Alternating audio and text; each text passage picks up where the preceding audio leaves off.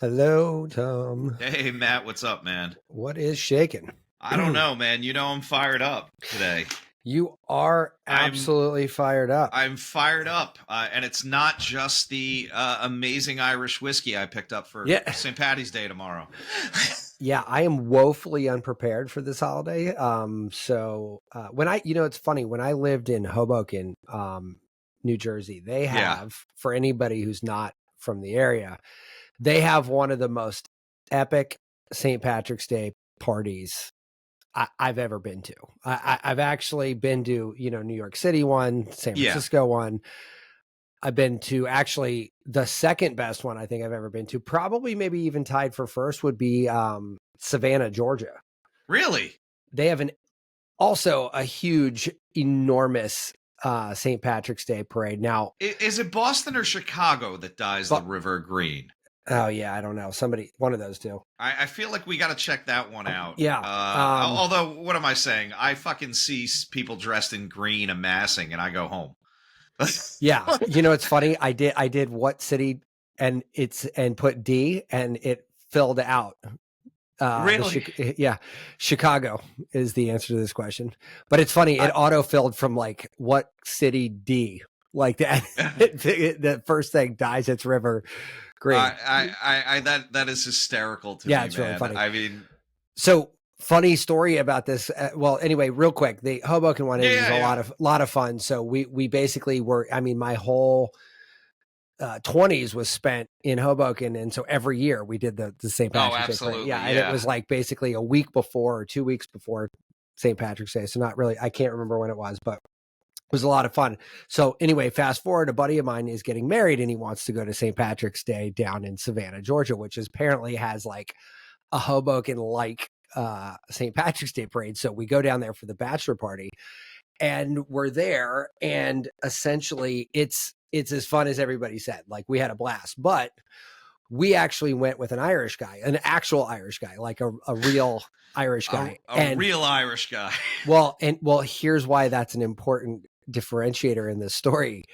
He is actually from Ireland, and apparently, and I honestly can't for the life of me imagine why this is a thing, but apparently it's very, very, very common for people down there to fake an Irish accent in order to hit on girls while in Savannah. So we did not know about this, obviously, because none of us are from there. And we were there, and there was a girl with us as well, and she's part of this group too. And these two girls come over, they say hello, and as soon as he opens his mouth, they're like, "Why are you fucking lying about being Irish?" Yeah. And he starts laughing, and we're like, what? We look at her and we look back at him, and we're all, of course, chuckling because we've known each other for years.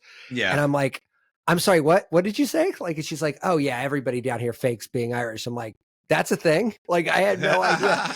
Like, and so I was like, actually, he is absolutely Irish. And it took us forever to convince these girls. And then it basically became a game where, like, how could these girls not believe that he's Irish? Like, I mean, we just were so, and it's when we finally did get around to convincing them that he was Irish, they were like, "Dude, that officially makes you the hottest guy in Savannah right now." And so we're all like, now we're laughing even more because, Yeah. like, yeah. He's your buddy, and you're like, you just heard this line at a bar. You're like, "Oh, I'm going to relentlessly make fun of you for the rest of time about this one." Yeah. Anyway. Yeah. So anyway, for all my previous love of this holiday, I am woefully unprepared. Yeah. Look, I mean, the funniest.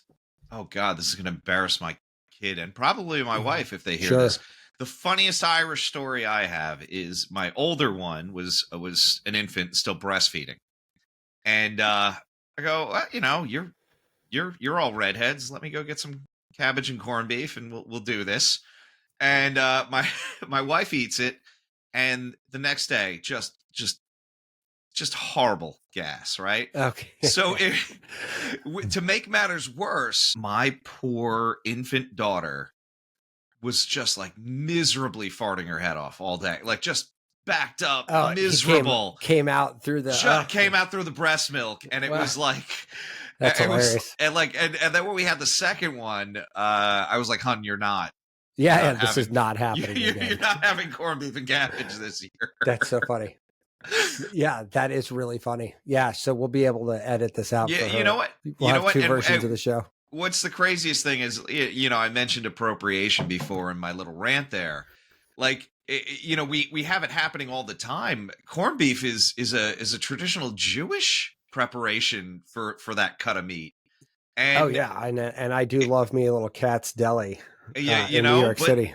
Isn't it crazy that became, at least in the U.S., known as like the Irish dinner that you have on St. Patty's Day? Yeah, it seems to be what everybody serves. I never even thought to look that up. I just figured it was some kind of Irish, tradition. No, it comes from, you remember that movie Gangs of New York? No, so there is some historical, so you had Jewish slums right next to Irish slums, right next to Italian slums. And everybody was hurting for money, and meat was a high priced item, so they were always trying to get like the cured cheapest cuts.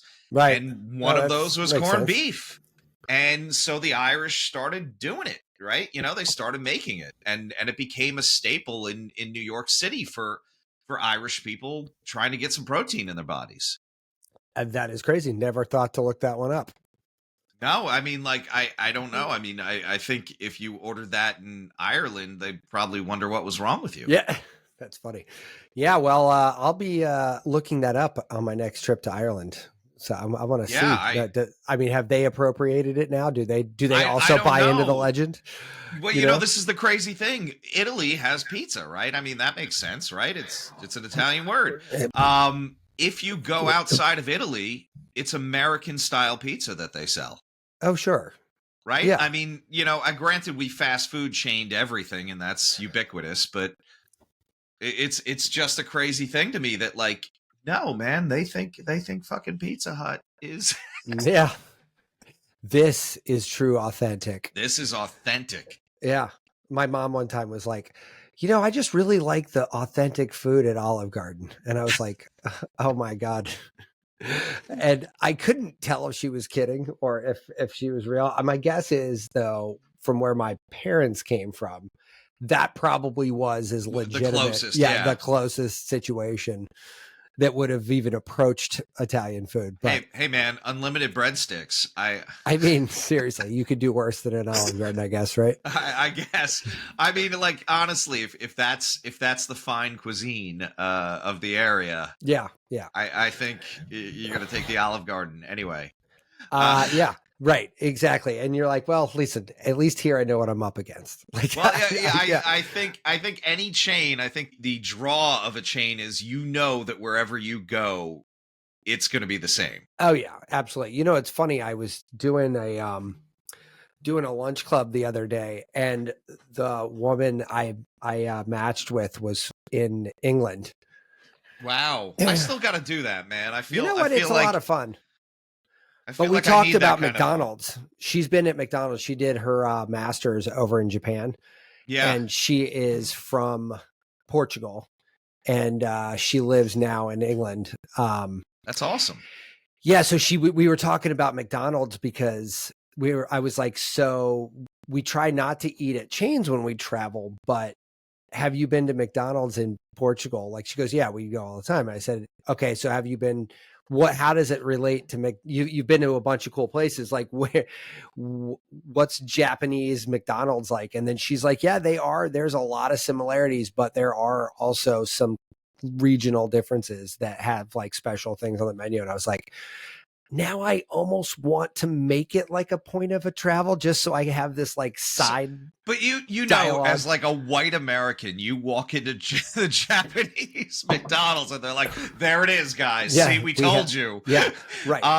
Although I did hear that they have like I don't know if they have it all the time. They have like, they don't call it a goth burger, but it's a black bun and like all the ingredients they make black. And they do it with squid ink. But I was like, I don't like, I kind of want to know what that is. Yeah, right. Like I want to have that taste. Right. But like at the same time, it's like, why? Right. Well, I look at it too, is like, it'd be neat to just know, like you said, like stuff like that, like what it tastes like, because it's totally unique. But also wouldn't mind comparing the chicken nuggets from country to country. Oh yeah. Like, what is that? You know, I don't know. It's like one of those things where I'm like, that would be an interesting culinary experiment. You know, like, you go to Japan. Do you guys call it a McRoyale with cheese? Yeah, right. Yeah, exactly. If they get that reference, that would be amazing. So we got a fired up version of Tom tonight. A little bit. Yeah, you know, I'm licking some wounds right now. I got involved with a Maryland Acupuncture Society. I took a leadership position, and I think I told you this. I was kind of goaded into it. I served my 2 terms, my 8 years on the Maryland Board of Acupuncture, and the Maryland Board of Acupuncture. You're kind of bound to, like, it's public safety. It's not about what you want for your field. It's not about promoting yourself or your practice or acupuncture as a whole. It's, you know, hey, are these people keeping their patients safe? Are these things acupuncture, and are people performing them safely, right? And that's kind of what we dealt with on the daily. Occasionally things would come up where it's like, look, we think this group is practicing acupuncture. Before I got appointed to the board, there is a technique called dry needling. And I think what's gotten me fired up about it is I have a hard time with professions that I refer to regularly doing dry needling because they basically used some fancy legal footwork to appropriate acupuncture. So we're going to get into the specifics of what this We're going to get into the specifics. I'm going to throw fists. So here's what I'm curious about, right? Yeah. And the reason I asked you to talk about this tonight is because I was guarded about this too. Yeah. I didn't want to come off hot-headed. Well, I just want to and that's kind of why I'm framing the conversation here, right? Like, yeah. What I want to know, what I want to focus on today here, because there's a million things. Like, look, as a person who's involved in a couple different industries, like that I feel really passionate about, like 100%. If there's like some outside foreign body coming to fucking parasite its ass into my territory. Oh, absolutely. Like I take it very personally, and I get that. So like there's a whole emotional reaction on that side. But I think more curious for me today is more along the lines of a couple things, right? One, why are those groups interested at all inappropriately, right? Like there's a genesis moment for them, right? You know how I blame everything on capitalism? Yeah. Right. And then second to that is, why is their ask so egregious from an acupuncture functioning? Yeah. So I'd love it if we can let's start with the first one, right? All right, you're gonna have to rein me in a little bit. That's cool. I'm with you here, man. So on that side, right? I'm a physical therapist. I'm a personal trainer. I don't know, or frankly, it's not. Oh, if you call a physical therapist a personal trainer, you're going to start fights. No. I'm saying, like, I don't know how many other groups were sort of brought into this orbit, but so one right now, it's just licensed healthcare professionals. Okay. But that being said, it is currently physical therapists and chiropractors. Meaning my cardiologist, my neurologist, like a doctor. No. So those are MDs. Those are all medical doctors. That is a specific training. They then go out and specialize, right? Physical therapists are just doctors of physical therapy. When I started, I think they just had a bachelor's requirement. And then a lot of those people were grandfathered in. I'm probably saying that wrong, and I'm going to get attacked for that. But that'll be the easiest thing to pick on you for after today. Yeah. But what we're seeing now is anybody that wants to pick up an acupuncture needle can do so right under the guise of doing dry needling, which is so hold on. Let's get to that in 1 second, right? Okay. First of all, so just to define the group we're talking about, it's basically non-acupuncturists with non-acupuncturists, physical therapists, chiropractors, and now athletic trainers are knocking on the door. Okay. And we've heard. Okay, go ahead. We'll assume that they all come for the ride, because if they let one in, they're letting them all in. So like, that's exactly what the state is doing right now. Well, of course. Well, I mean, you can't really. I mean, then you got to get into the argument. Like, think of this just to play devil's advocate for a second. If you're the state, do you really want to get involved with trying to striate the subtle differences between all of these? Well, and we're going to circle back to the state too, because I got a real fucking big bone to pick with them too. But they're not going to, but basically what I'm saying is like, it's easier to just keep inviting newbies to the party. Oh, you can't shut the door once you open yeah, right. it, basically. Than it is to argue. And that's like, exactly the argument we use. They're like, look, we have that training. You're letting them do it. Let us do it. Right. Well, that's my point. And to your point that there's no end of the people that come through that gate once it's open. Yeah. Right? And then you diminish, and this is the funny thing. We mentioned medical doctors before, right? Your cardiologist might damn well know how to do, order the right labs for GI stuff. They might know the tests to order, but they're not going to do it. They got enough respect for the gastrointestinal guy to refer you over to them. Right. Now we have people with different degrees going, oh, that's cute. We can do that too. And, so basically. Well, you saw that originally with pediatricians being allowed to inject Botox. Yeah. I mean, their scope is to diagnose and treat disease. That's how broad that scope is. Well, I know. And then when your scope says that broad, then what ends up happening is when, migraines become lumped in with Botox. Now, all of a sudden, I mean, fuck, everybody with a medical license can do it now. Now, do you know at the time, I had a plastic surgery client in the website of things, and they were real passionately upset about the transition from plastic surgeons specifically and only exclusively being able to do Botox, which was obviously a multi-billion-dollar industry, right? Yeah. And there's dollar signs there, right? Right. But but they also went to school to be a plastic surgeon, and so there's always. But that's on top of their medical degree, right? That's a specialization. No, right? of course. So but what I'm they saying, have the like, same groundwork across the right. board. Yeah. And if the implication, if the use is that different, right? I mean, I've seen Botox used for primary dystonia, which is a loss of voice due to the vocal cords being too tight. I've seen it used for hyperhidrosis, for excessive sweating.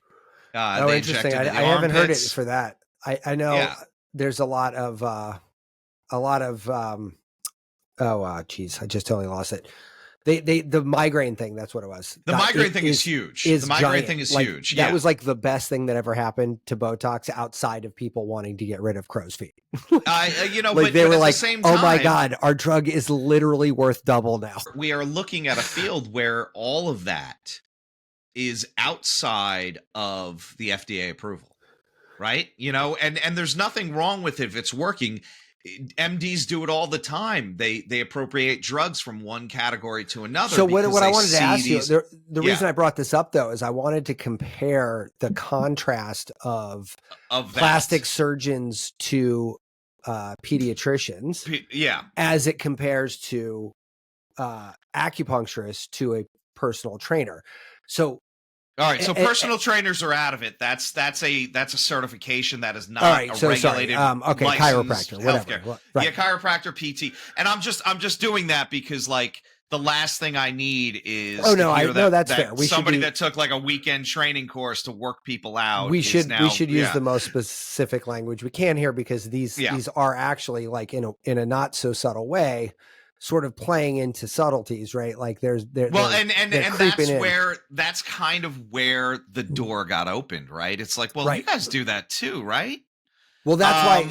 So again, this is all reason why I brought it up like this, right? Like, do you? And I think I know the answer to this, but like, are you as upset about the transition from plastic surgeon to pediatrician for a Botox thing, or the slide from a chiropractor? That is a same field with the same baseline education, knowledge of pharmacology, knowledge of injection techniques, these things. Yes, there is specialization after that, but that's the same. But that's not the same argument as here's a completely different school of thought. Here's a completely different profession that is now picking up a tool that's explicitly for one profession.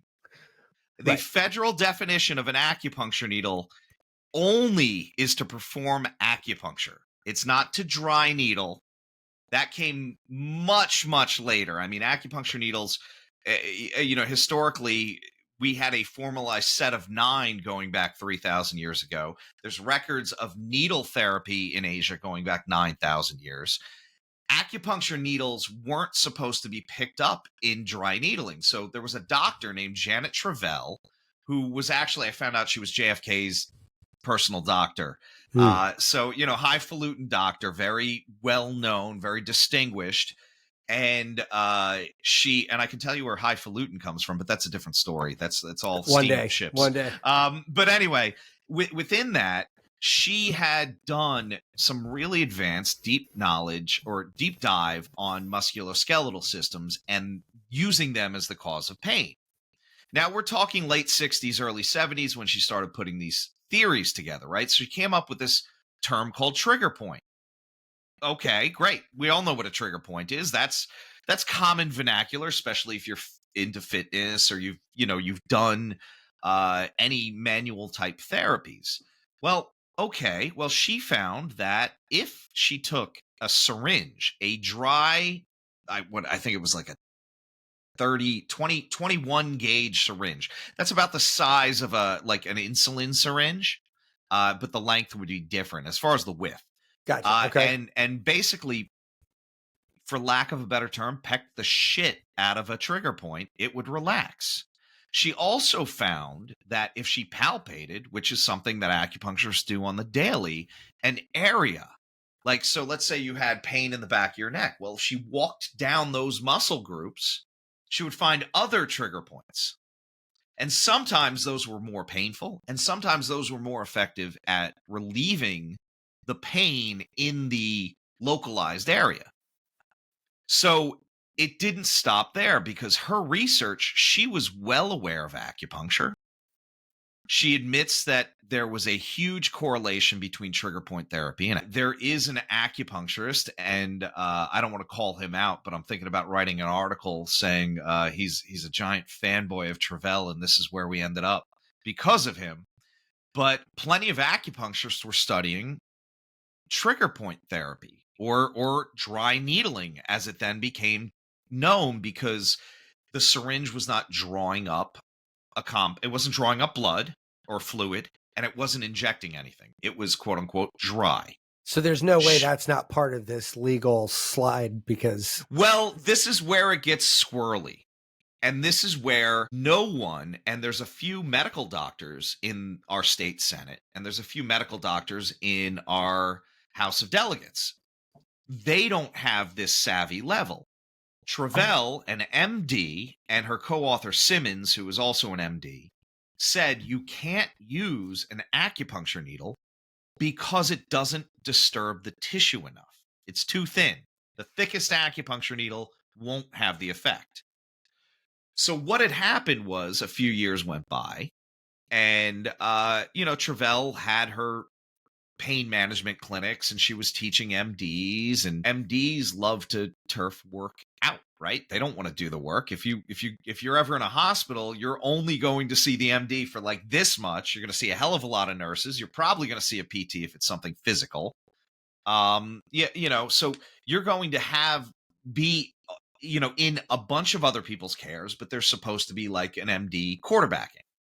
Well, what ended up happening was these MDs would show somebody dry needling, and they would start doing the dry needling as part of people's rehabs and things. There was a second physician who was studying Travell's original work, and he said, well, I'd like to compare whether or not you can do it with an acupuncture needle as well as a syringe. He found similar results to Travell. The one thing he didn't do in any of his studies was to compare directly syringe to acupuncture needle. So we can't tell from his work if one of them was more effective than the other. A third MD, who was also a licensed acupuncturist, who also happened to be Asian, and this is where it gets a little squirrely for me, I believe he was attempting to give himself more credibility by knocking down acupuncture. He called dry needling the use of any needle that something wasn't injected in. He started using what people call filiform needles, and it's because they don't want to call it an acupuncture needle because they don't want to compare. Oh, look, it's acupuncture. Oh, I see. Like, oh, it's filiform. No, it says fucking acupuncture on the box, boy. But anyway, another sensitive spot for me. Keep you on the rails here, buddy. Keep you on the rails. So with that, he started explaining traditional Chinese medicine concepts in Western terminology. Why? Because you can. Because we have the studies that say, yes, I'm not making this shit up. You want to call it chi flow, that's fine. If I want to talk about nerve impulse, if I want to talk about circulation, if I want to talk about cytokines being downregulated, if I want to talk about neurotransmitters being upregulated, I have plenty of studies to mention that. Now, what I've seen in chiropractic and physical therapy, and I'm sure to some extent athletic trainers, although PTs and chiros far outnumber them. So yeah. And I feel like athletic trainers had they kind of been crushed down by PTs, but that's another episode. Maybe we'll have a PT I don't fucking hate on. And I shouldn't say that. I've got a handful of PTs that I actually treat in my clinic right now. And I refer to a couple. So within that, and I have more chiropractors that I actually refer to as well. But within that, what ended up happening was, I believe, they weren't getting patients when you used the syringe. Why? It fucking hurts. And they weren't getting the results. So they switched to something milder. Now, which is an acupuncture needle, right? And at some point, the lobby groups that be convinced the general public, as well as anybody in legislation, that dry needling wasn't acupuncture, even though we have a 90% correlation between trigger points and acupuncture points, even though they're using a nationally defined tool that is only for acupuncture, only FDA approved for acupuncture, for dry needling. And now, instead of doing the technique where they're going in, stimulating one point, and taking the needle out after they get that muscle twitch release, they're now retaining needles. They are doing distal points and retaining those. They're hooking them up to electric stim, which has never been part of regular training. Those electric stim units, by the way, are for electroacupuncture. They're not, there's never one that says, hey, this is for PTs. They might use an electric stim that you change the pads out and you put hook clips on, but that's what acupuncturists were using going back to the 20s or 30s when we invented them for electroacupuncture. Now, what the problem is, and I'm sorry, man, I'm going here. No, keep going. This is exactly what I was looking for. Is that they're now on top of completely appropriating acupuncture. They're not giving credence to where it comes from. The other thing is they're spreading propaganda against us. They're saying, oh, we needle deeper than they do. Well, two problems with that. Every needle that's made that says acupuncture on it comes in different lengths. We have one called a wheat shaft needle that we've been using for 2,000 years. It's called a wheat shaft needle because it's long enough to go the entire length of your back. We can do it superficially, but we thread down the entire channel. So if that exists, in what fucking world do dry needling practitioners, I don't even want to give them that fucking acupuncture appropriators, Chinese medicine colonizers. I'll fucking go for it. Back on the track, buddy. John Brown did nothing wrong. Back on the track, buddy. Okay. Anyway, but in what world is that argument valid? It's not. Now, the other thing is, they're saying, oh, our training is superior to acupuncturists. No, I wasn't allowed to play until my entry level was a master's degree. My master's degree required 3.5 years, not because masters should, because they assumed no one had the undergraduate level of education, they needed to be an acupuncturist. So even though people walked into my school with a BA, they still had to do 3.5 years minimum to be able to pick up an acupuncture needle. And that was like the first, right? And they said, oh, don't worry. At some point, we'll follow the other professions and we'll get you a doctorate. We'll grandfather you in. Well, no college wants to grandfather anybody in. For me to get my doctorate, I had to go back when the program existed. And it was about a year, although some people take 2 to do it. So we're talking, I've got fellow colleagues that all have 6 to 7 postgraduate years. Right. PTs so don't have that. Chiropractors don't have that. And that's all to let me pick up a fucking needle, which they're letting people do an 80-hour course. And that's only in Maryland. Maryland has the highest restrictions for it right now. So is this happening nationwide? This is happening nationwide. And in certain states, and look, I'm going to throw shade at my own fucking profession. We've got way too many fucking people showing up to their state assembly meetings in fucking sandals and fucking tie-dye t-shirts. It doesn't happen as much now. And thank God for the younger kids, because they're looking at it as like, no, this is a medical practice. But and I'm saying younger kids, they're all probably in their 40s too, but they just graduated. All right, so thank you. by the way. That's exactly really back in. Well, hold on. That's exactly what I was looking for. Right? It's exactly what I wanted the rage. Well, what I wanted, because I think so I'm not as proximally close to this issue as you are, right? Like you are in it, right? So the passion you have for this is obviously understandable. Yeah. But just as I brought up the Botox issue, right? Yeah. We are in a rapidly evolving ecosystem when it comes to therapies of any kind. Like, right? It doesn't matter. Absolutely.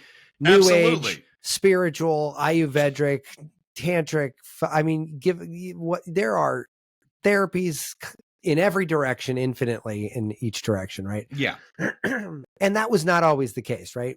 We have a we have a pretty evolved audience these days when you talk about these things. Like our world views are vastly wider than just one generation ago.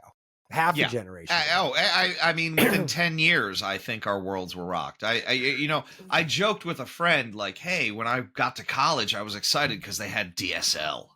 Yeah. Like, and it was like, so it still was 20 minutes to download a photo. And here's the crazy thing, right? They say many different fields, many different predictions of the future model agree on not many things, but one thing they all agree on.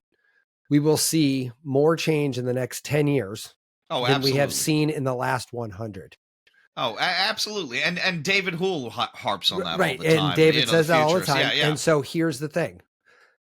Let's frame the next segment of this conversation through that lens for 1 second, because I think here's where the world starts to get interesting, right? Yeah. And here's why I think so. You have absolutely 100% valid points. Well, I also would say, and this is one more thing before we jump, I think I know where you're going. The amount of education is also backed by the amount of scientific studies. No. Listen, I had you covered there. But okay, all right, good. So here's the thing. You are absolutely right. It looked at through the educational lens, this is absolutely asynchronous, right? Yeah. Because on one hand, you've got a group of people that go to school for 6, 7, 8 years to do this. And what they're getting in that is not only the tactile skills to do it, but also where it came from and how it evolved there. And it's I don't want to say it's spiritual, but it's more than academic. Right. Well, like and it's also more than physical, right? So we also treat internal disorders. We treat psychological disorders. But that's my point. Like it's more of the learning is not unidirectional, right? Like it's not, it's a more nuanced treatment. There are a bunch of things in play. And like that takes more than a minute to tell somebody, right? So if you're looking at acupuncture and let's just kind of make it more generic. If you're looking at any act that involves putting what we will call an acupuncture needle in or out of your skin, then it falls in the same category. So is it possible, when back to the lens of The next 10 years is more change than the last 100. Is it possible that opening up in 10 years, we look back on this conversation and say, you know what? Had that rule not passed, we would have never allowed X, Y, and Z in. And now this person, Jane Doe, she, because she was able to do that, figured out a very different thing than had ever been figured out. And I'm not, we're obviously talking like best mythical case. Beth mythical. So here's what I would say about that, right? And hold on, just real quick. Okay. Only reason that this mythical example would be able to come up with that is because they're not looking at your profession from an inside view. They're looking at it from an outside view. So the meaning of needle and the 50 million ways you know how to use that needle don't apply to her. Right? Like they're not in her evaluatory process about this at all. She's just like, I'm looking for a way to do this thing. Right. And here's the tools I have at my disposal. Here's this bag of needles, including this wheat straw, whatever the hell you called it. Like I just gave them another fucking toy to play with is basically what I did by saying that. Like there's a thing where like somebody goes like, hey, Tom, you know about that? Yeah, I'm not going to talk about that. Yeah. Why? Like I don't want somebody to fucking take it from me. Right. Well, here's my thing though. Like those things you know how to use in a way that you deem appropriate. But if you gave them to me and said, just take your best guess on what you do with this thing, I'd probably come up with 500 things you've never even thought about using. Yeah, probably. But yeah, I like, so the big issue for me is the safety, right? So, but in what sense? Tell me what's safer. So, let's get specific. What is safety? Specifically, yeah. So safety. Now, this is the problem. We know that the most common severe side effect from acupuncture is pneumothorax. That is a punctured lung. Okay. And that is harped on in every acupuncture school when needling the chest, the shoulder, even the abdomen, how to do that safely. An 80-hour course ain't going to do it. And to tell you the truth, now this is where it gets problematic, right? So boards are driven by complaints. I know personally of 3 people that have had a punctured lung from physical therapists doing dry needling. And it's not always where you think it is. More often than not, left shoulder when they needle the trap. And this is anatomical because the heart angles this way. This left lung comes up and it's very superficial around here, right? So I know 3 people. Well, why can't I use them when I go to argue against physical therapists doing it? Because they didn't report. Well, why didn't they report? I didn't want to get the guy in trouble. He's a nice guy. He just made a mistake. Well, yeah, the mistake was stepping into somebody else's field without the proper training. Yeah. So wait, he did it to them. The physical therapist did it to, well, and it was 3 different physical therapists with 3 different people. But, I said, well, why didn't you at least call the board and let them know what happened? Right. I don't want to make trouble for the guy. I wasn't trying to get money from him. I didn't want to. No, this is a. But you had a fucking punctured lung, dude. You know. Yeah. And if we Google this, there was an Olympic judo practitioner that nearly died from it. And who was it? Athletic trainer. Somebody in Ireland nearly died. As this case came up with the athletic trainers, and I'm like, why aren't we saying that? Oh, because it's not in America. Oh, that's right. Other humans don't have lungs. Yeah. Well, you know what? What the fuck? Somebody just said the other day that there is a country, and I can't remember what country it is, but drug companies in America go and get the FDA approval in that country, whatever the equivalent of FDA is, because it's really easy to do. And it costs like an 18th of the cost of doing it here.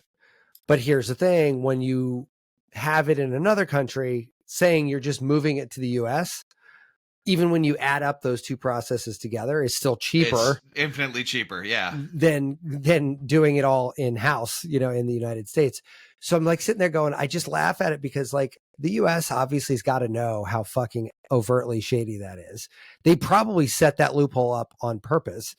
Well, and look at who's working in the FDA. Look at the people that run that. They're people that came from giant drug companies, and they'll use the argument that like, well, I'm from the industry. I know what the standard should be. And it's like, yeah, but when you're done with the FDA, where are you going? You're going back to that drug company? Right. Yeah, Exactly. you know, it's like, well, and so like this is where so yeah, I mean that is exactly what the weird thing is because you're right. We oftentimes are like persuaded one way or the other of humans in other countries when you're kind of like, well, wait a minute, they're also dudes and girls, right? Like they're not fucking it's not like a different person. It's not a different species in fucking Italy than it is here. Like what the fuck? Yeah. I mean, well, but that's I think a big issue. We could take that to a global scale with any issue, right? I mean, you know, no, I know, but just using those people don't look like me. Yeah, you know? but just using those two examples, though, you got one country that's like playing up to it, and they're like, "Dude, we're gonna make it cheap as fuck, and we're gonna have a fucking little crazy product for our country that is totally in shade, but who cares? Because who cares? Us well, you know, $1 trillion. They probably won't let them sell it in that country. Yeah, right, and it can't even be sold here. Yeah, no, fuck. So, you know, so anyway, where I was going with that though is like, is it not possible that your reaction, despite having many things founded in logical, you know, things that we could put a literal sticker on and be like, this is right, but like fast forward 10 years, like could this not possibly end up being a good thing for your industry in the sense that you'll have almost two versions of it? You'll have like the McDonald's version of it with your athletic trainer if you pulled a groin or whatever. It's so. But if you're trying to lose weight or get not depressed or whatever, we're not talking lose weight. But but I'm going to my acupuncturist, and I only know there's a difference. So the problem is that they're saying this technique is one, superior, two, saying that it's completely safe. So they're lying to the public, and they did that right to the faces of our, health and whatever committees. And they're presenting it in a way, and this is where the problem is. You can't have a turf war. What I needed was somebody with a punctured lung to get up and say, yeah, this asshole did it to me. They exist. They're all over the place. And most acupuncturists, like within a week, I've had up to 5 or 6 people come in and go like, I got dry needling at the PT. I'll never do that again. Oh, really? This is where it gets weird, right? So our government basically said, you can't have a turf war. This can't be fought because you're doing something. Well, they turned around and pulled our regs because they said, no, you're doing something that isn't in your scope. And I'm like, no. Our board determined it was. Why aren't we calling this a turf war? I believe there is, and I'm going to use the word ethnocentric because I think racist is probably the wrong term here. But because our medicine is associated with theories that go back pre-medicine, right? We're talking about Taoist theories, Buddhist theories. Right. They exist in there, but we have the medical research. I think I told you this offline. If we looked at systematic reviews from the Cochrane database, acupuncture has more systematic reviews, which are collections of all the studies on a given topic, than physical therapists and chiropractors put together. So why am I not getting the respect when I say I have a doctorate too? Mine took longer to get. But here's the thing though, but again, you got to draw. You got to be self-aware enough about this to recognize the difference between you being right about that component of it and not and not looking at it through a wider lens to say, look, yes, there is a capitalist principle in motion here. Like these people are absolutely. This is a shiny new toy for them. Right. This is all it is. And I've watched physical therapists go through this where they were all like renting from chiropractors or running these little shops just to get like, we're just going to crank out old people. And now they all wanted a gym and like, I'm going to be associated with a gym. And like, you go to the Merit, there's a fucking PT office right in the place. And right, like, why? We do sports rehab. Well, once again, you're not athletic trainers, but on the same token, it's like they've been having this turf war, and they were the ones that actually pulled us into it. And I feel like this is not for patient betterment. This is to add one more number onto that bill. And what I hope is going to happen is either they're going to be so blatantly unsuccessful with it long term, because it's funny, because even the studies they go, well, we have evidence-based studies, and it's like, yeah, and they cite every acupuncture study that's already been done on it. So it's kind of, it's like, how is it different? You're using the, like, and then like one of the old executive directors got cutesy, and he was like, well, surgeons use hammers and carpenters use hammers. So, it's not really about the tool. And I'm like, show me in fucking Home Depot where the surgical hammers are. Please show me, like that is fucking bullshit. And speaking about Home Depot, like, try to get a carpenter to do some plumbing. We have fucking general contractors with more morals than healthcare workers. Yeah, no, that's You need an electrician for that. I don't do that shit. I don't do that shit. I don't touch it. They respect each other's fields, and nobody touches drywall. No, fuck drywall, man. I hate that. So here's the question, though, right? Like, I totally look. I just got to keep drawing. And clearly, I'm looking at it under my look. I've been doing this for since school, almost 25 years now. Yeah, so I've been doing martial arts for just a tick over 20 years, right? And like, I love jiu-jitsu, right? Like, I love it. Like, I love it. It's fantastic, but I absolutely detest Brazilian jiu-jitsu, right? And because it's not the same thing, right? They are different, right? I don't like Taekwondo and I don't like Judo for the exact same reasons. They are all sports that came out of 5,000-year-old art forms, right? So Taekwondo wasn't even developed until the 40s, like the 1940s. Hyungdo is or something. No, I know, but hold on. Yeah, but Taekwondo was Korean amalgam of a bunch of actual very old martial arts styles that became pushed into a martial art sandwich and put some rules around it and some points, and all of a sudden you get Taekwondo. And here's the thing. I know some very accomplished Taekwondo guys. It's very pretty to watch. Like, it's fun to watch. It's very, very almost like poetic to watch. You ever see a skilled black belt Taekwondo guy do a fucking flying roundhouse? It's breathtaking. Like, it is fantastic. Have you seen the YouTube video of the dude who does a jumping roundhouse and unscrews the bottle off the top of a Coke bottle? Yeah. That shit is legit. Like, I mean, and here's the thing. Love it. But if you want to call it martial arts, I will fucking throw down on your ass with my 5,000-year-old fucking jiu-jitsu because there's no fucking corollary between that shit and real jiu-jitsu, right? Or real martial arts in general. To your previous argument, like, what is the next evolution? Well, what is MMA? Right? Like, well, no, exactly. But my point exactly. So the only reason MMA doesn't infuriate the living shit out of me is because we have evolved to describe it in the more accurate terms, right? It's a mixed martial art, right?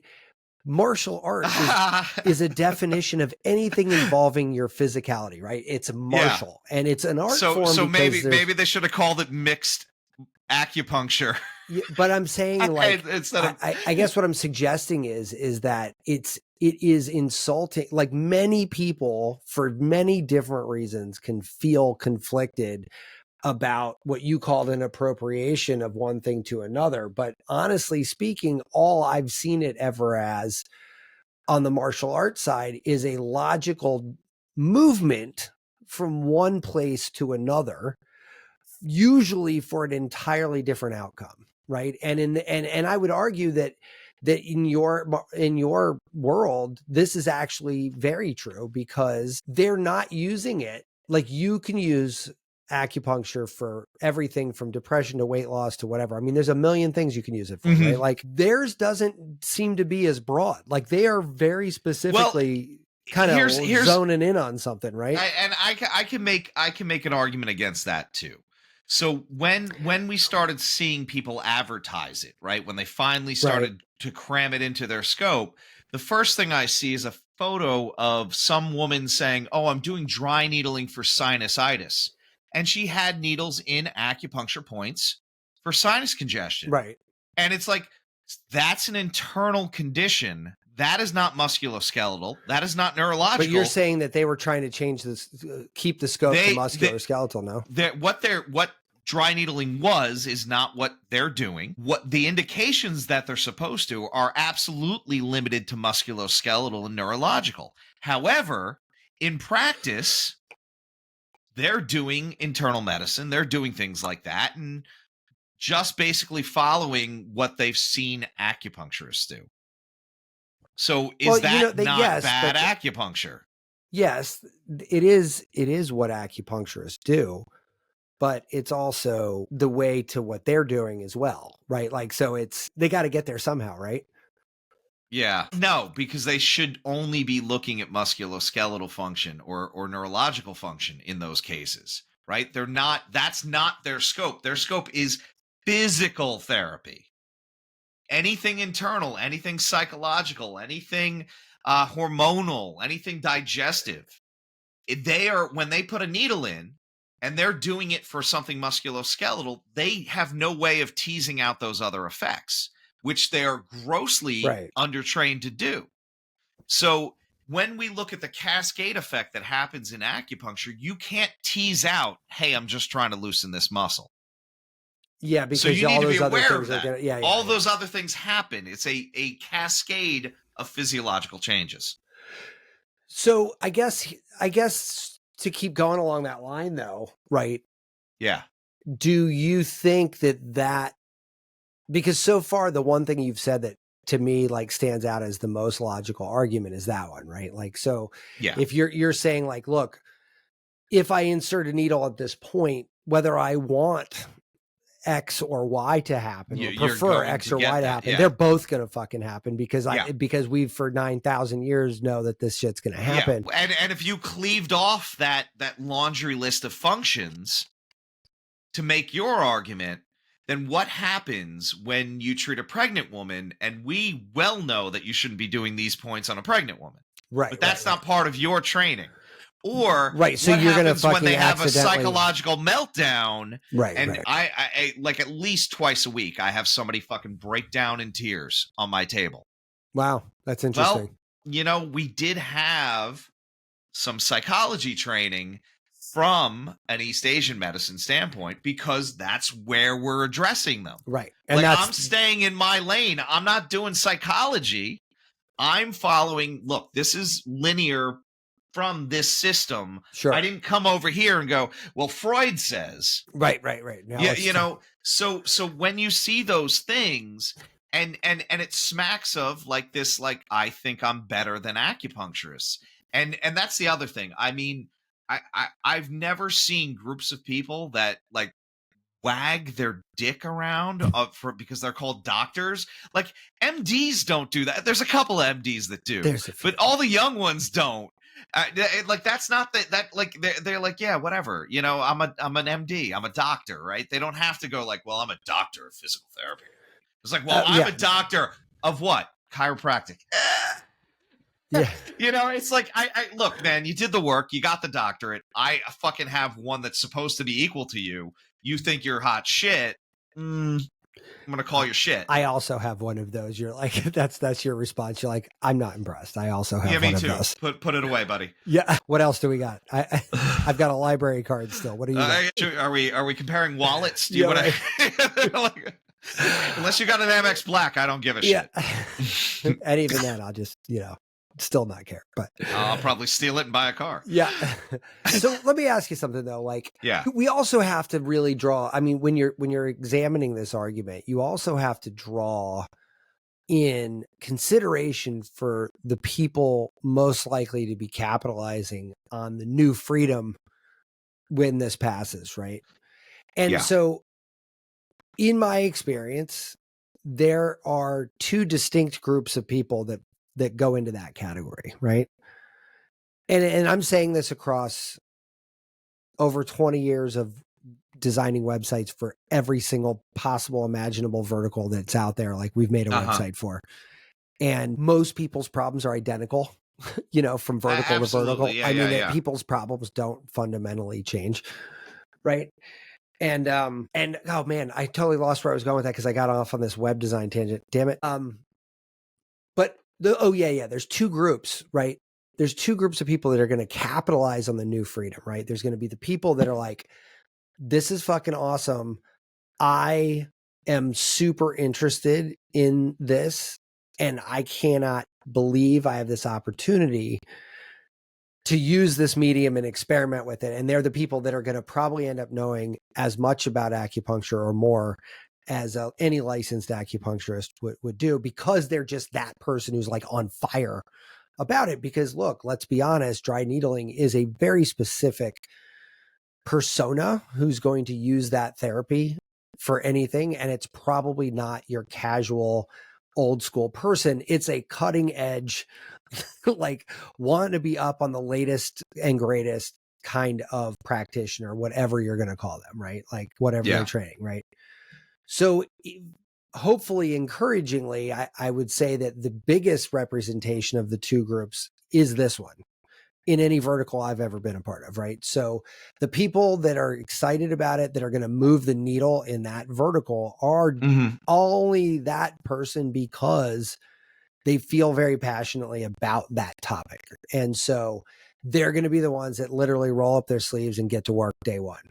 There is also the ambulance chasing side of that. I see. I don't think there's an ambulance chasing side here. I feel like this vertical. Well, I mean that I meant that more as a pejorative than an actual. But you don't. You actually don't. In most states, it's a fucking weekend course. Tell me what. So that's what not discipline for sure. Yeah.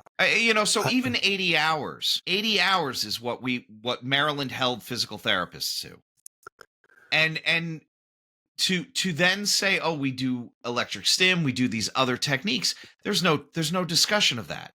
And if there's discussion of that, well, where's the practical time? Where is the safety discussion around using those modalities? Around using those modalities, around using that technique, around even picking up the fucking needle, right? Their big thing was like, well, we wear gloves and you guys don't. And it's like, do you know how many classes I had to take about how to touch a patient, not fucking get the needle dirty? Right. That's I'm sure why I don't have to need gloves. I'm guessing that all of them. There literally is a class called Clean Needle Technique. It was a 30 hours of didactic learning with practical. And then you have to pass an exam just to even like, this is how you set up your clean field. This is where you put your needles. This is where you could put the cotton balls in case they bleed. This is how you dispose of everything. And they make you take a weekend course after taking a whole semester of it, just so you can even get to the clinic where you can pick up a needle and put it on a patient. Wow. So that's 30 hours just of that one class.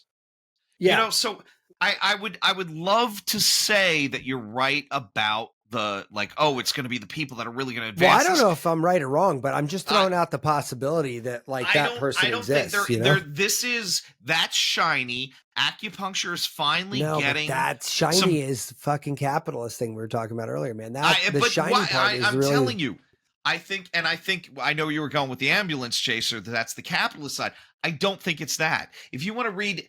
And if you Google like burnout and physical therapists, they're fucking burning out. It's a shit job, right? No, even the ones that do well, you know? No, I know. And I'm not saying it's a shit job. They're helping people, but it's a shit job where you get ground out, you get hired into like these big clinics because no one's really starting clinics, right? I mean, you could name probably 5 or 6 chain clinics, and the whole thing is you've got a team of billers that number as many as the fucking practitioners and grind out the insurance.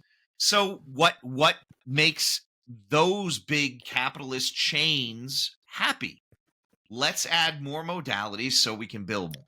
Yeah, of course. That's my point. And it, like, and so I don't think it's, oh my God, I love this craft, and this dry needling thing is the best thing since sliced bread. I feel like, you know, and this fucking happens. God, I heard a fucking woman from Hopkins talking about this, where like she was getting talked to because she didn't bill enough. Oh, right. Yeah. No, you you've know, heard and those it's like, stories a million times. But you know, but what is going to stop another clinic that sees it as a cash cow? Sure. I mean, one time, so I was renting from a chiropractor because I do like chiropractors, and like I said, I refer to them, I go to them. I haven't, knock on wood, needed a physical therapist yet, but I refer to them. I treat them. I treat chiropractors too. But within that, oh shit, now where was I going with this? I was going to talk about the 80s with chiropractic, right? They had so many people that were getting busted for illegal, unethical billing practices for Medicare and Medicaid, right? They got too big for their own good. They swung too wide. And now if you look at the average income of a chiropractor, it's not what they were making in the 80s. Why? They can't run the scams anymore. Right. So is that what's happening in all these big clinics right now? I can't say that for sure, but I bet you they're maximizing every possible patient's insurance plan that they can. Well, of course. I mean, it's in their best interest to do so. But, you know, it's funny. I'm in like month 2 of my concierge doctor experiment. And I got to tell you, it continues to impress. But nice. But here's the thing. Was it the rectal exam? It was the rectal exam. That has yet to happen. I actually am sitting here with all these tests I have to go get, and I just keep forgetting to schedule them. But yeah, one of them is a colonoscopy. So yay. You ever see the Letterkenny? You watch Letterkenny? No. Oh God, you should watch Letterkenny. Okay. In the last season, they all have to go get a physical, all the guys, and like the new doctor's in town. He's the only one doing a prostate exam. And they're all like, nah, can't do this. Yeah. But if you like weird ass Canadian humor, which God damn it, that show's amazing. Well, I'll put it on the list. But yeah, I mean, so listen, I know we're up against time. We're up against time with this topic. But I mean, listen, I think the important takeaway for me on talking about this tonight is that we are living in a time where these questions are going to be real different, right? Like, so now we're not, because we're talking about this epic change that's happening in a very compressed time frame. Quite literally, our DNA is not programmed to handle change at that rate. Like, it's just not. And we have no precedent for this in literal human history. Like, we do not, this has never existed. So the question is going to become, how the fuck does humankind deal with that massive change in everything? And, you know, you and I are down this rabbit hole on weird health shit, but weird health shit today in 2022 is going to be real fucking different than weird health shit in 2032. Like, it's going to be fucking give it 3 years, man. Give it fucking 3 years. No, I know, but 2032, you imagine what weird health looks like then? I don't know. We'll probably look exactly the same. We'll probably be as healthy as we've always been. I mean, I don't anticipate big things changing for me personally, but I mean, in terms of what's considered, what's going to happen around. Yeah. Right now, you got like the Ben Greenfields or whoever are going to go out and get, $30,000 stem cell injections in every joint in their body. And I'm like sitting there going, that sounds intriguing. I would really like to see what that's like. But then I'm like, I'd have to spend $30,000 on stem cell. Right. And they're not paying for it, right? Well, no, I know they're not paying for it. They plug the clinic. But what I'm saying is, like, even if I could somehow work it out, it's just a lot of effort to do that. So I'm probably not going to do that. But like, if that's what's happening in 2020, right? Yeah. What's happening in 2000 with the same demographic? Are they like, experimental head replacement surgery where you just put somebody else's head on your body altogether? All right. Here's another one you can watch off of Amazon called Uploaded. Uploaded is one of the fucking greatest shows ever. Isn't it? I was so glad that the second season came out. Now so I'm upset that I didn't wait for I've not watched any of the second season yet. So relax. Wait, because they're at episode 7. A new one will be out in a couple of days, and I think they do 12. So, because they're 20 minutes long. Yeah, it's amazing. Yeah, no, but you know what's funny? The first episode of that show, I really got it hit me like a ton of bricks. Oh God, yeah. You could see that in our lifetime, right? I was like, holy fucking shit. Who's trying to upload it? Was it Diamantis, or who's trying to upload their consciousness to a server? I think Musk was doing that, like that brain lattice thing. Like he put some anyway, thing on it. Every billionaire out there right now who's into tech is like doing weird shit to try to do this. And like, I get it. It's an interesting idea. Listen, I'm not even knocking it. That wasn't even a fucking insult. That was like me being like, the only people that can afford to have this conversation are billionaires. Like this is not a poor man's Which brings me back to capitalism. I know, but it's not look, uploading, dramatic anthropological shifts in humankind are not driven by minimum wage employees for the most part. Usually it takes some wackadoo billionaire dumping billions of dollars into it to make it go anywhere. I mean, it's literally like rarefied air, right? Like those people are not, and that's, again, it's not even an insult, but what I'm saying is Upload brings up a very fascinating story, because like you literally are fucking forever bound to finances, like forever, because like that one where they have the plan that runs out and they all turn gray. Yeah. Can you watch the series 2 by next week? Can you? I think we should do an episode on that, because that's such a fucking cool concept. No, like your consciousness never dies. I build technology for a living. So like, look, listen, I'm in a very interesting seat, right? And actually, I could use this as my sort of like what I'm doing right now. All right, cool, because we should probably wrap it up. Yeah, so I'm involved in 2 projects right now that are sort of really different. Like, and I can't really go into what they are necessarily, but like they are not like a marketing site. Like it's building new technology, it's doing new things in new ways, and it has the potential to really impact both of the verticals that these things are for, right? Like in a meaningful way, like in a seismic shift kind of way. So they're really exciting projects. They could go nowhere, but they also, like they're really exciting projects. And what it reminds me of is that I'm in this really unique seat where I get a front row view of all the new technologies that are coming out, and these people with these crazy fucking ideas, and like, how do you make it work, and how do you make software to make this hardware work? And it's the shit that they are coming up with nowadays is off the charts. Like there's not even a yardstick built to measure these kinds of things, right? Like it's so like, I think the next 10 years are going to be absolutely breathtaking. Like I cannot wait. Awesome, man. But awesome. It's going to be so different. And here's where I was getting at with your thing tonight, right? We know it's going to be different to degrees that we can't even describe with vocabulary that you and I have right now. Right? Yeah. Like we're going to have a whole different lexicon to explain this level of change. If we believe that to be true, then it would seem illogical to get ensconced in these arguments that you're talking about tonight, right? And this is me advocating for you, kind of why you should let this go.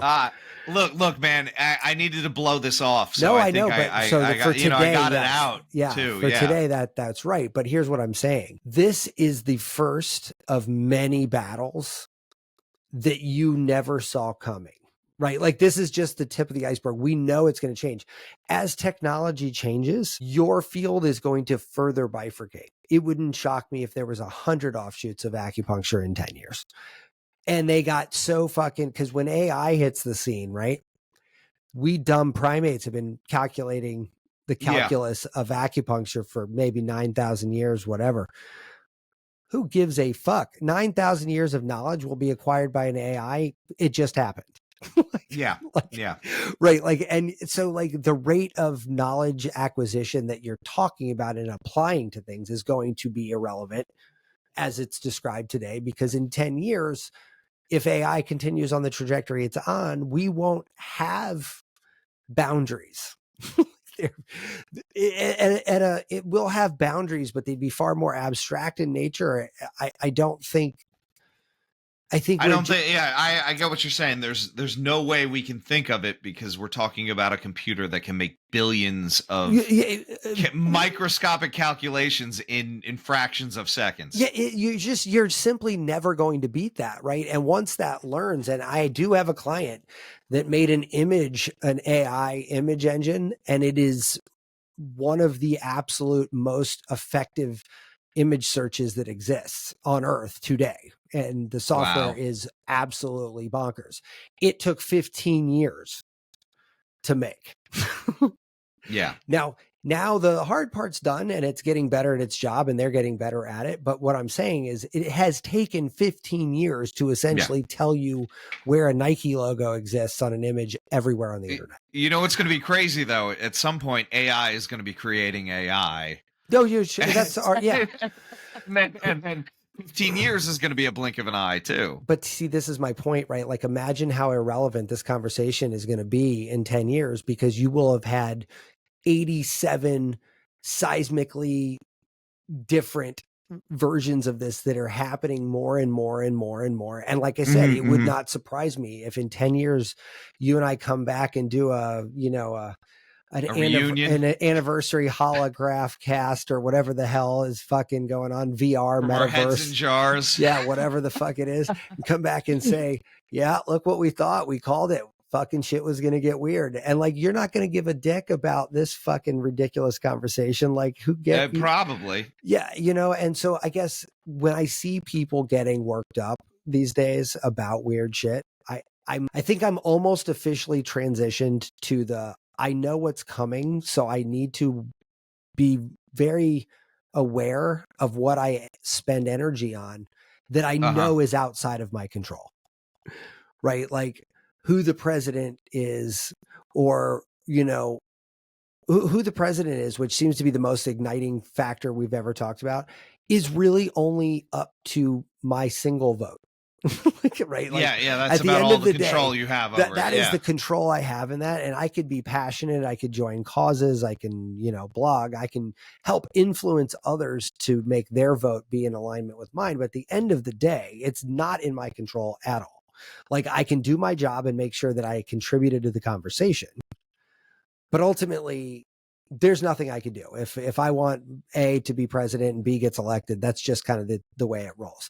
And when that happens, and it's not the one you wanted, it is going to be, you have two choices, right? You could argue every day for the time that person is president about all the reasons why they shouldn't have been president, or you could just kind of take a 4-year break and just wait for the next cycle to come along and light a fire then, because quite frankly, that's about as useful as you can be in this equation. Right.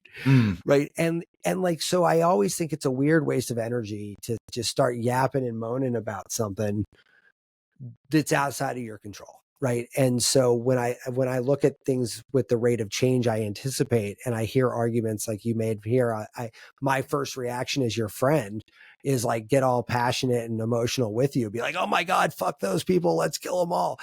But then you start peeling it back. You're like, well, look, man, this is just the start, dude. This is going to change like at a crazy pace. So this is probably going to be your least problem. Well, Matt, I'm going to say something. I think the LSD that you've been using, I mean, microdosing, we're talking about, I don't want to just hang it out there. Yeah, if no just one's heard like other shows. But like, I think it's doing the thing you want it to, man, because that's an amazing summation of the reason why I shouldn't be worked up about this. I think you're absolutely right there. Yeah, I'm just food for thought, I guess, right? I mean, yeah, throw it at the wall, see what sticks. Yeah, see what sticks, man. But I think we should wrap this. Yeah, what are you up to? Aside from obsessing about this. So what am I planning on doing? I don't know. I had such a great weekend. I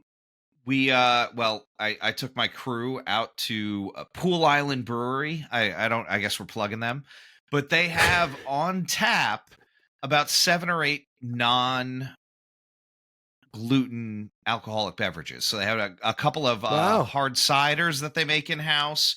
They had an old-fashioned hard cider, which was a good time. They had a sake-like drink. They of course have a cider, and then they had a wine. A wine hybrid. They had a red and a white wine hybrid. What is which that? Were like I don't know. I think they were both 14%, but it's such a cool little place, man. Well, cool. I told my crew we're going to do it once a month now. I like that. And idea. then can I join the crew for one of those? I will text you. I will text you. It's probably going to be a Saturday after work, and hey, man, drive on up. No, that sounds perfect. Well, cool, man. Hey, thanks again. I think these conversations are awesome, and I hope you don't get fired from any of your committees. I'm technically self-employed, and if I got fired, I'm a bigger threat to people. Yeah, right. Like, Tom will take us all down. Take us all down. All right, buddy, man. Have a good week, man. Take care. You too. Take it easy. Be subversive, irreverent. Health is wealth, but you knew that. Everybody knows that. But so is following us on social media at Irreverent Health. And check out our website for more exclusive content at irreverenthealth.com. Oh, I like this. Thanks for tuning into this episode of Irreverent Health.